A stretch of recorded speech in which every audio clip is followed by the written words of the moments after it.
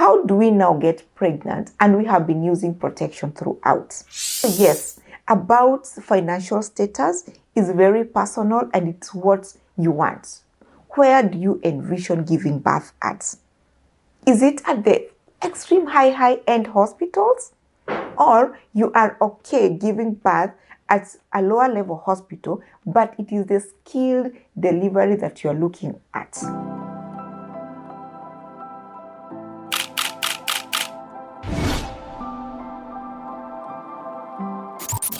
Hi guys, welcome back to the Mamatoto Lounge.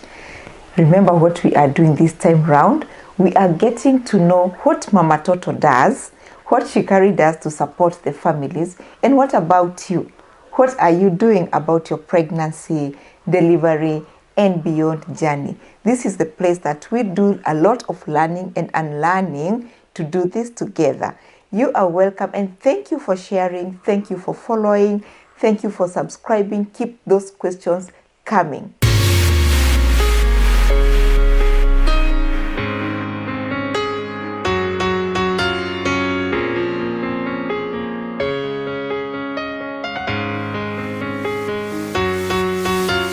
Today we are looking at the first 1,000 days of life. What is that? Are you a farmer? Okay, most of us grew up probably when our parents were farmers or our grandparents, or we have visited a farmer before. And what do? They prepare their land before any planting season.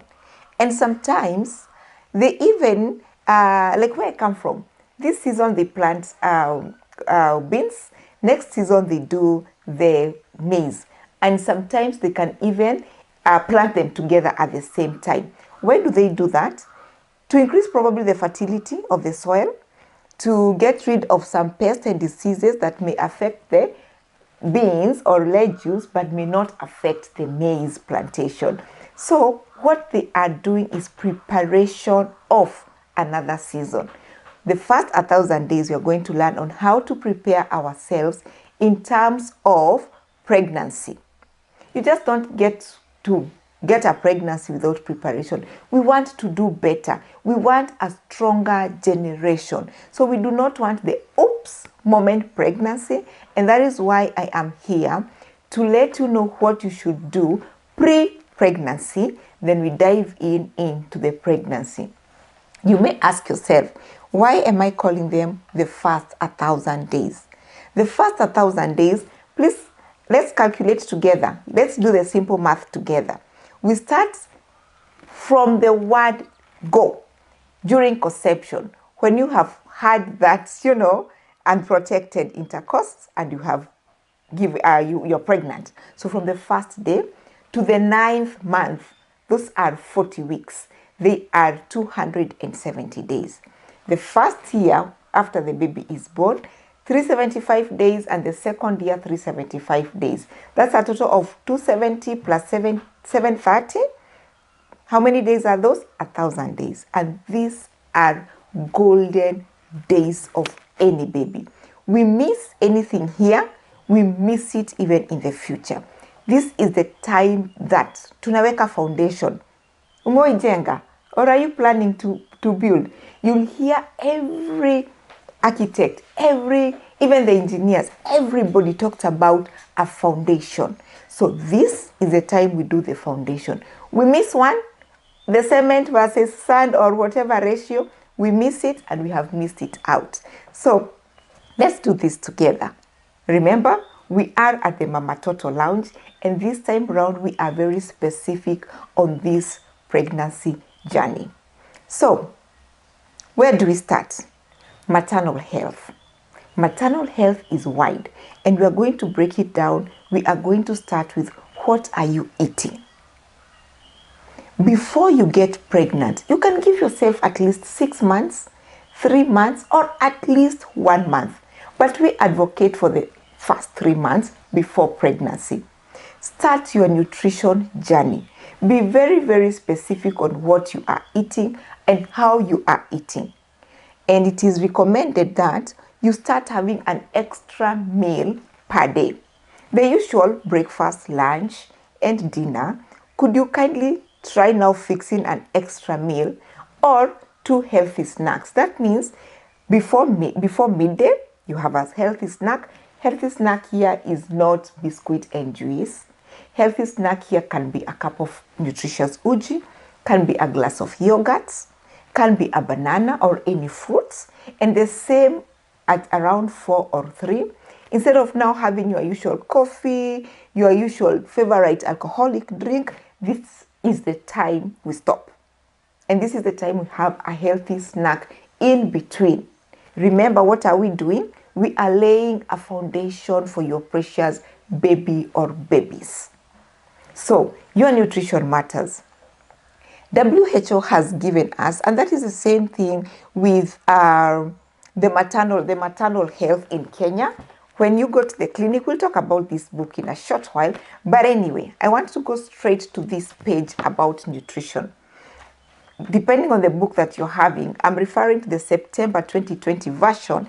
There is a chart of 10 different feeds that a mother should take during pregnancy. And I'm here to remind you that this is the same chart that we use before pregnancy. For every meal, make sure that you're having at least 5 different feeds from this group. All right. So, for example, I'll just take on something that we take for granted, and those are nuts and seeds. Give me an example of nuts and seeds. Nuts and seeds include your favorite njugu karanga or groundnuts, cashew nuts. We have simsim. We have amaranth. We have all kinds of seeds. We have pumpkin seeds. They have natural organic oils that will help absorption of many other vitamins that you need. Make sure that you're taking enough calcium. So where do we get calcium from? For example, milk and milk products. I know there are people who do not partake milk and milk products, but you have alternative. So look for the alternative. For example, if you don't use yogurt, if you don't use mala, if you don't use cheese, do you use fresh milk? If you use fresh milk or you don't use fresh milk, what else can you take that is an equal or equivalent to dairy milk or dairy products? Those gives us calcium. Still, because we are on maternal nutrition, as you're preparing, as we are laying this foundation, did you know that you should not mix calcium and iron? I will repeat. Do not mix your iron and calcium. I will give an example of something that we do every day, and I do it as well, but it's bad manners. And because, especially those people who are born and brought up in a setup with our aunties and grandmothers, we were taught how to cook burgers and add milk. Green vegetables or green leafy vegetables are rich in iron. Iron is an element that helps us in boosting our blood. So when you're doing iron, those are the burgers, and you add calcium, they bind together, and by the time you are eating, they are very sweet. And especially with ugali. You see that hot ugali? The moment you're eating ugali and the vegetables that are cooked with milk, you are eating zero. You lose on your iron, you lose on your calcium. So it's like you've taken a meal that is zero nutrition, 0, 0, 0. Because calcium and iron bind together. So it's very good to know that anytime you're having a meal with calcium, at least separate it 2 hours minimum before you have your meal of calcium or iron. So if you're having your ugali, burger, and a glass of milk, take your ugali and burger, then later take your glass of milk. Because these two, the calcium and the iron, bind together and they become 0, 0, 0. They don't help the body. The same thing when you now go to the supplements. You are given supplements, like you're given calcium supplement to swallow, and you are given your iron supplement. Akina IFAS, Pregnacare, those ones. So what you do, please do not take them at the same time. Do not. You can schedule. You can do your calcium in the morning, your IFAS in the evening, or you reverse it. But don't take them at the same time. So those are the good lessons that you'll get at Mamatoto when you come for your preconception supports or counseling or classes or sessions. These are the things that you'll be taught on when and how to take your meals and how to bind them, the seeds and nuts that are good for you. And yes, you need quite a lot. All these seeds carry different kind of vitamins and magnesiums. When you also want to take your supplement, consult what supplement, because supplements here, they're supposed to add on your nutrition. And depending with where you are in our country or in the world, some people get more from the food than other people. For example, where I come from in Kisumu, we have a lot of fish. We will not go for a week or a month without our omena, fish somewhere. But people who come from, I don't want to attack the Morema, but I'll talk about the Morema people. Anyway, people who come from, let's say, in other regions may not have fish as much as we do. And what do we get from fish? They may want to supplement it than the people who can have the fish is available and they eat fish each and every time. So those are the nitty-gritties that you look at when you are preparing for your nutrition. Please get this. Why nutrition? And why have I taken this time to talk a lot about the nutrition? Your baby's brain will depend on this.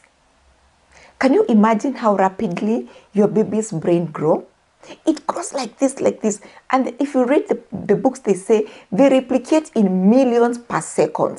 Yes, the neurons, the connective tissues, they replicate so fast. And your baby will rely on the nutrition that you're giving.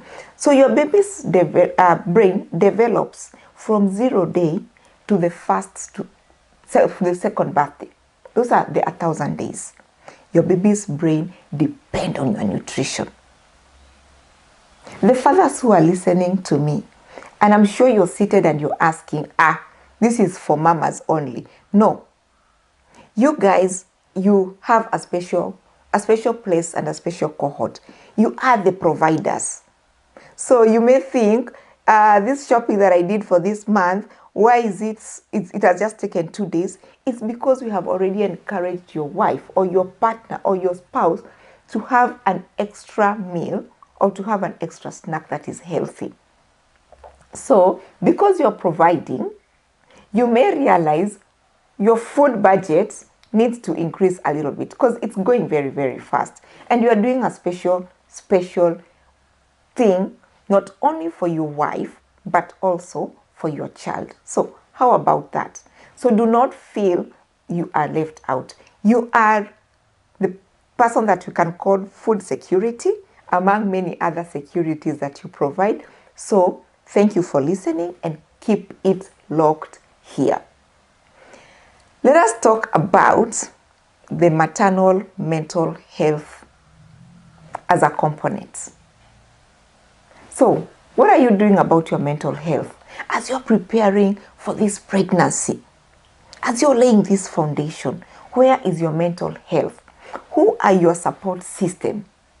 I'm sure you've had a lot of mothers who are already pregnant and they talk about, I was stressed, I did not have energy, I did not have anybody to talk to, I resigned my work, I could not perform, I was vomiting from morning to evening. So this is the time to lay a foundation of your social support, number one. Number two, remember we are eating well, so that when you are vomiting, at least a foundation kako, you're just vomiting what you've eaten that particular time, but moving forward, you still had laid a very good foundation because your baby will not stop growing. Your baby will still lean on you like this. So when it comes to maternal mental health, you have to prepare yourself to be in a place, position yourself strategically to any eventuality. Sometimes remember, not all pregnancies gives us an outcome that we want. Sometimes we lose this pregnancy. It could be an ectopic pregnancy. It could be a pregnancy that we will lose anytime. So what pillar do you have? Did you position yourself to be stress-free at that moment, or this is another stress that is coming on top of another stress, and this becomes a trigger and your mental health is just gone. So when it comes to mental health, please prepare yourself adequately.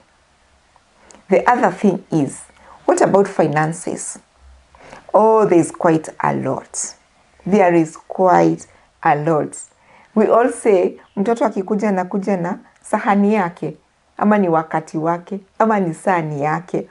Yeah, well, maybe they come, but we can be logic a little bit. How prepared are you for the first 1,000 days in terms of your finances? So when we look at finances, we spoke about nutrition. And this is a disclaimer. When you talk about nutrition, we are not talking about people who cannot afford.